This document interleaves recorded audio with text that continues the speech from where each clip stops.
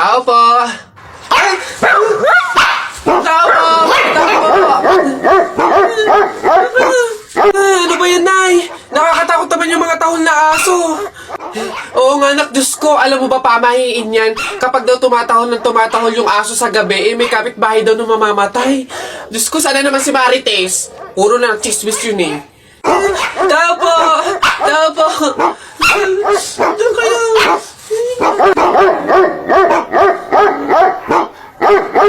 Aray! Ano yun? Visit kayong dalawang mag-ina kayo. Kaya tumatahol yung aso dahil andun ako sa labas. Ha? Puro kayo pamahiin. Tawag ko ng tawag, wala man lang sa inyong nagtangkang lumabas para sa akin. Ay, kuya lang. Puro kayo pamahiin. Nilapan ako ng aso't lahat. Aray, pagbibigay lang naman ako ng ulam sana eh. Eto, aray ko. Tahol kasi ng tahol yung aso, kala namin may mamamatay eh. Oo nga, mamamatay ako sa inyong dalawa. Aray ko yung rabies, yung kumakalat na. Excuse me po, magtatanong lang po, mawalang galang na. Wala po kasi kaming chicken oil dun sa table namin. Hihingi lang po sana ako. Ha? Chicken oil? Bakit? Dahil buto-buto na yung manok mo. Para saan? Para yun naman yung ulamin mo ng ulamin kapag bubulos ka na ng madaming kanin. Alam ko na yung mga strategy yung ganyan. Kapag nga naman naubos yung manok na dapat tinipid nyo, ang pupunteryahin nyo naman yung chicken oil namin. Kasi nga naman masarap yung chicken oil namin, pwede nga namang ulamin yun. Dahilan para mapakinabangan nyo yung only rice. Alam ko na yan, wala na kayong mauuto dito. Visit? Akala nyo banu-banu ako, no? Akala nyo hindi ko malalaman yung iba pang mga strategy nyo. Hindi po to chicken oil. Wala po tong lasa. Ay, wow! Ikaw pa tong nag-inarte. Alam mo, kulang pa nga yan eh. Asin. Budburan mo ng asin para magkalasa. Chicken oil, chicken oil. Wala na, ubos na. Isa, mudawa, mutaruta-ruta. Hay. Mga bata kayo, alauna na ng hapon. Magsitulog na kayo. Hala, Nay, di pa ako inaantok eh. Oo nga, Nay, bukas na lang. Ayan. Kaya hindi kayo mga nalaki, puro kayo laro eh. Matulog kayo doon. Sinasabi ko sa inyo kung ayaw nyo mabuntal. Ba yun?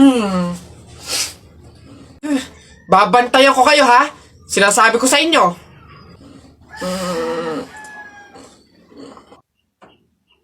Dali, matulog.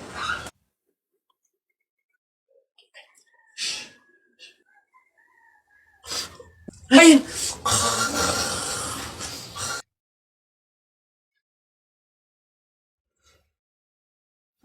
Sabi ni Ninoy Aquino, lahat tayo pantay-pantay. Taas mo yung kilikili mo, lahat tayo patay! T-shirt mo puti, sapatos mo puti. Ikaw na yung nandyan, pero di ka pinili! Hoy! Anong sinabi ko sa inyo? Uwe! Itong mga bata. Hoy! Nak! Gumising ka! Ma! Bakit? May dadaan na karon ng patay mamaya. Pamahiin na dapat daw walang tulog, dapat gising kapag may dadaan na karon ng patay. Kasi baka daw isama ka nung namatay. Sige ka. Makakauwi ko lang. Antok na ako. Nag-duty ako kagabi. Papaniwala sa mga pamahiin na yan. Ang kulit ng batang to. Bahala ka. Pag yung patay pinuntahan ka dito at sinundo ka, sinasabi ko sa'yo, bahala ka sa buhay mo. Bahala siya sa buhay niya. Wala akong paki sa mga pamahiin na yan. Papaniwala sa mga ganyan.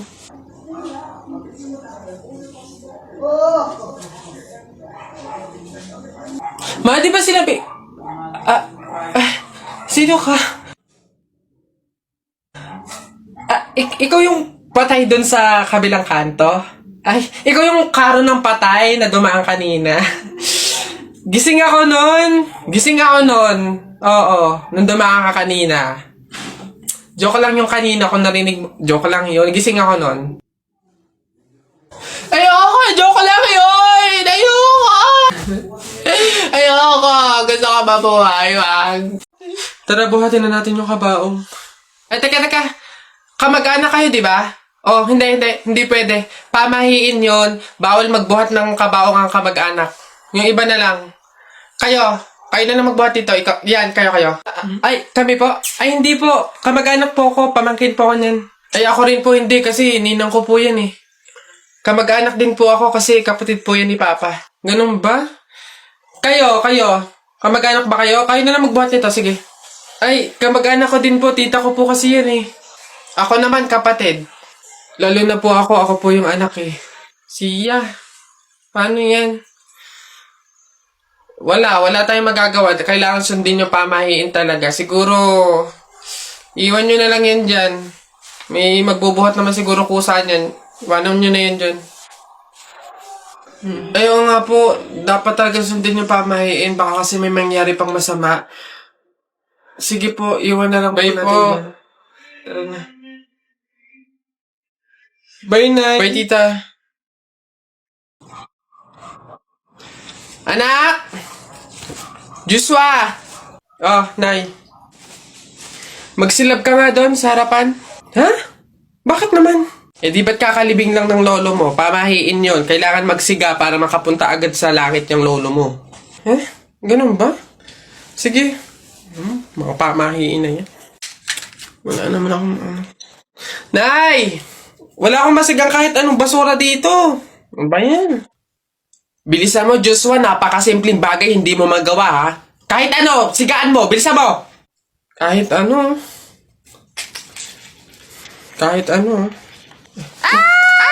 Bilis. Ba't natakbo? Nako, Aling Lourdes! Yung anak niyo po, sinunog yung bayan. Diyos ko po. Ala? Tinamaan kang magaling na bata ka. Ba't sila nagtatakbo ba? Oo, naman ngayon. Pamahiin, di ba? Kailangan sundin yon. Oo, naman nga. Ilan ba nakuha ko? 1, 2, 3, 4. Ah, madami pala. Kala ko kaunti na ako. Masarap yung kape, pero kailangan ko ng ibang drink, syempre. Kaya, buti nakakuha ko din. Ay, shucks! Hindi grapes yung nakuha ko. Ba yun? Okay na ngayon.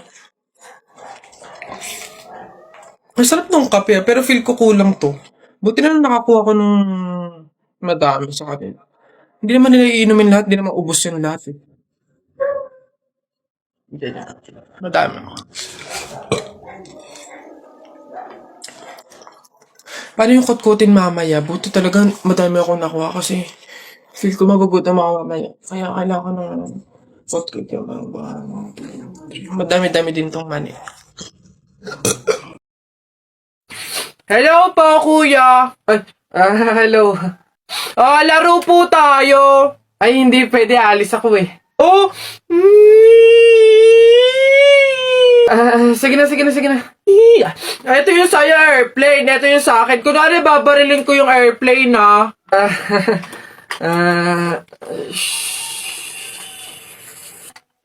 Tumatawag si sir. Hello, sir. Opo, Roger. Kasama ko po yung partner ko po. Kuya, kausapin mo daw. Sasabihin ko. Ano ba yun naman kasi? Yes, sir. Kuya, may dala nga pala akong pagkain. Oh, pagkain? Akin, pingi.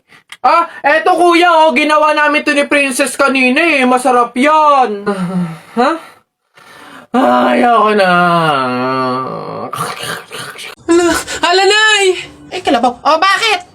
Napunit yung damit ko sumabit dun sa pako. Ganitong damit pa naman yung kailangan namin suotin sa party bukas. Paano na yan? Edi tahiin mo na lang. Bawal yun. Hindi pwede. Pamahiin na bawal magtahi ng gabi at malas daw yun sa pamilya. Halay, anong gagawin ko? Pamahiin pa kasi. Anak, suotin mo na. Kaysa naman sumuway tayo sa pamahiin, may mangyari pang masama. Suotin mo na. Wala na tayong magagawa dyan.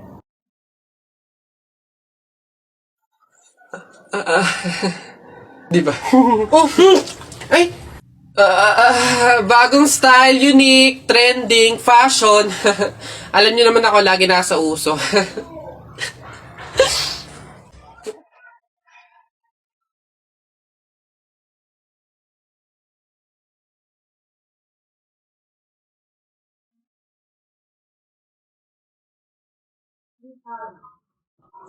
Hoy! Hoy anak, ano yung ginagawa mo? Bakit ka naman nag-uwi ng pagkain na galing sa burol ni Katay nyo? Dami naman nating pagkain dito Nakakahiya ka. Tsaka alam mo, masama yan ha? Ang pamahiin ng mga matatanda dyan kapag nag-uwi ka ng pagkain na galing sa burol, naku tsak may mga kapitbahay tayong mamamatay din. Yun nga mama Kaya nga ginawa ko yun. Kaya kumuha ko ng mga pagkain doon sa burol at dinala dito sa bahay natin para mamatay na yung mga kapitbahay natin. Lalo na yung si Aling Marites. Alam mo ba ma? Sabi, narinig ko, hindi ka na daw virgin. Anong sabi? Hindi na ako virgin? Kumuha ka ng karton tsaka ng sako. Pumunta tayo sa burol ni Katay yung kunin mo lahat ng pagkain doon. Anak! Oh, Nay. Kunin mo yung mga ginamit sa sugal ng burol ng lolo mo tapos sunugin mo. Nay, bakit? Basta masama yung pamahiin yun, gawin mo na lang. Yung mga baraha? Oo nga, basta lahat ng ginamit sa sugal, sunugin mo. Lahat ha? Sige Nay.